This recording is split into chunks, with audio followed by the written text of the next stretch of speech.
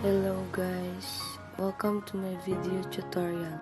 In this video, I'm going to show you on how to assemble a Ethernet cable. This is all the materials we need. Crimping tool, LAN tester, wire stripper, UTP cable, RG45, and scissor. First, we're gonna cut the outer layer part of the wire using wire stripper.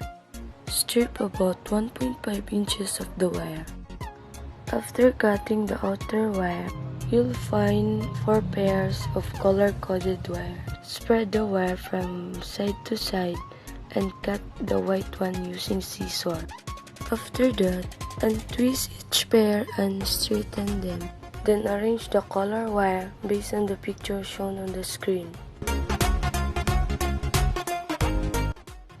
After straighten, trim the excess wire to equal length and neatly align. Trim the wire using crimping tool. Slide the wire and insert into RG45.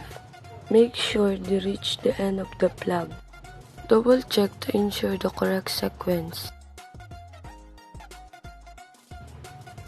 Use the crimping tool to firmly press down on the outer jacket to hold everything together. Then repeat the same process at the other end point of the cable. Test the connection. Once the plug is crimped, perform a test using LAN tester or Ethernet cable tester to ensure it's wired correctly and transmitting the data effectively.